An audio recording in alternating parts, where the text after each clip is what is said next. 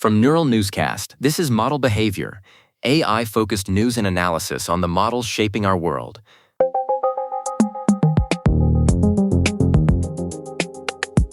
Welcome to Model Behavior, a Neural Newscast production. I am Nina Park. This program explores the intersection of artificial intelligence and professional deployment, specifically how these systems are built, tested, and governed in real-world environments. Today is June 15th, 2026, and our top story is an unprecedented regulatory intervention. The United States government has effectively forced Anthropic to remove its most advanced models, Fable 5 and Mythos 5, from the global market just days after their public release. I am Thatcher Collins. This really is an extraordinary move, Nina. On Friday evening, the Department of Commerce took the drastic step of invoking a Cold War-era export control doctrine to shut down access to these specific models for every user across the globe.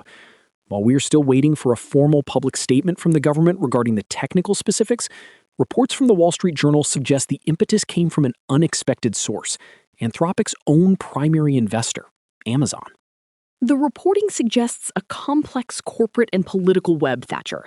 Amazon CEO Andy Jassy reportedly contacted Treasury Secretary Scott Bessent and other senior officials directly to raise concerns. Apparently, internal Amazon researchers used Fable 5 to surface information that could be directly leveraged in sophisticated cyber attacks. This creates a very strange dynamic. Amazon has invested billions into Anthropic and provides the AWS cloud infrastructure these models run on, yet Jassy's counsel has effectively halted their latest product launch. It is a bit of an Ouroboros, Nina. Amazon is ostensibly protecting its own cloud platform and the broader national security interest, but in doing so, it is actively undermining its own portfolio company. An Amazon spokesperson confirmed that they frequently advise the government on systemic security risks, but the timing here is quite remarkable. This intervention happened only 3 days after Fable 5 and Mythos 5 were made available to pro and enterprise customers. This was not merely a theoretical security concern, it was a rapid, active intervention. The technical catalyst for this seems to be a significant jailbreak. Roughly 48 hours after the launch, a researcher known as Pliny the Liberator posted Fable 5's complete system prompt and a multi-agent technique that bypassed the model's safety classifiers. Anthropic has pushed back on the government's response, however. They claim they reviewed the researcher's technique and found that it only surfaced a small number of minor, previously documented vulnerabilities. They have officially called the government's total shutdown a disproportionate reaction to the technical risk. That raises a critical question about the current state of model governance, Nina.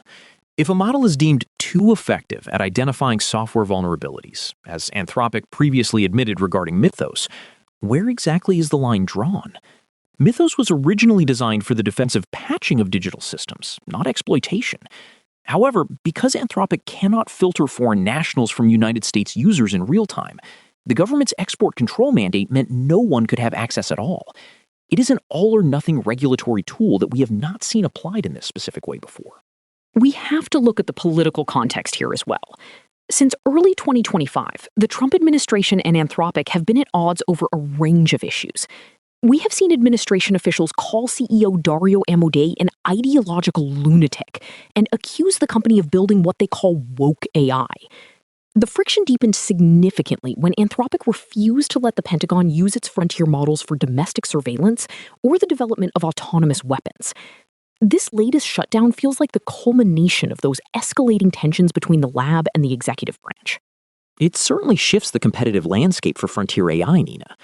David Sachs, who co-chairs the President's Council of Advisors on Science and Technology, stated that the administration requested that Dario either fix the jailbreak vulnerabilities immediately or dedeploy the model entirely, and that Dario refused. If that account is accurate, the government essentially bypassed the company's internal decision-making process by using export controls. It signals that the era of voluntary safety commitments for frontier AI regulation is likely over. For the broader industry, the precedent is the most significant part of this story. If a cloud provider can trigger an export control action against a competitor or a partner by raising a security flag with the Treasury, we are looking at a new kind of regulatory weapon. Anthropic is now left in a position of trying to determine a path forward to restore access, while the rest of the industry must wonder if their next major model update could be shuttered overnight by a single government order. It is a precedent that every major research lab will be watching closely as they prepare their next frontier releases in the coming months. Thank you for listening to Model Behavior. You can find more of our reporting at m.neuralnewscast.com. Neural Newscast is AI-assisted, human-reviewed.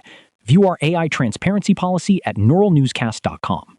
This has been Model Behavior on Neural Newscast, examining the systems behind the story